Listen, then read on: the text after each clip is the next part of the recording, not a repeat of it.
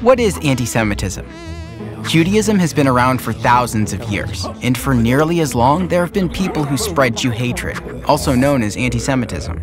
The reasons for this hatred have varied over the centuries. Some have believed their religion demands it, others feared what is different, and others were simply racist. Unfortunately, even today, we see many of these kinds of stereotypes in the Arab world.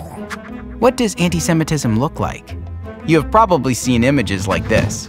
This is actually a modern adaptation of a very old false accusation. In the Middle Ages, some Christians alleged that Jews use the blood of non-Jews as part of their religious rituals. Same old lie. Jews kill the weak and drink their blood. It's called a blood libel. Eventually, the blood libel and other myths made their way into the Arab world. In Damascus, for example, when a local monk went missing, the French consul had Jews in the city tortured into false confessions that they had used his blood for a Passover ritual. This was a total lie, but the incident resulted in years of anti-Jewish violence.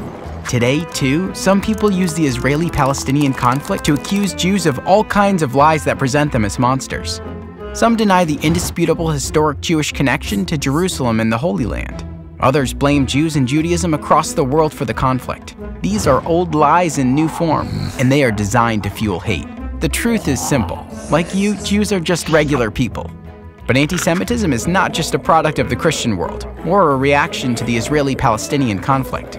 Jews are protected people in Islam as al-Adhimma. In the Middle Ages, Jews were generally treated with greater dignity under Muslim rule than they were under Christian rule. However, at various times, there were those who interpreted the Pact of Umar and other traditions to justify degrading practices and violence toward Jews. Some teach that the conflict between Muhammad and some Jews during his time mandates conflict with Jews for all time.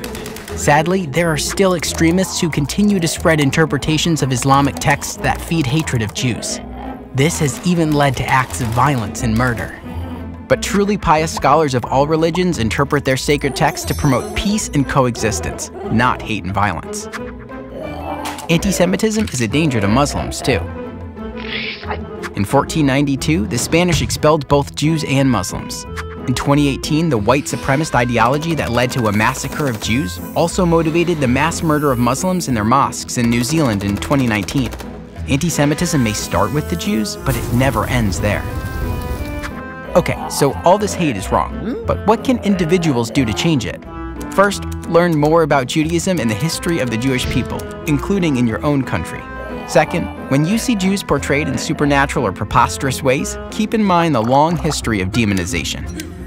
Finally, call out anti-Semitism when you see it. Standing up to hate isn't always popular, but advancing peace requires courage. Jewish, Christian, and Islamic traditions teach that God loves human beings and all our diversity. The more we learn about each other, the more we can see the other as sacred beings deserving of the utmost love, dignity, and respect.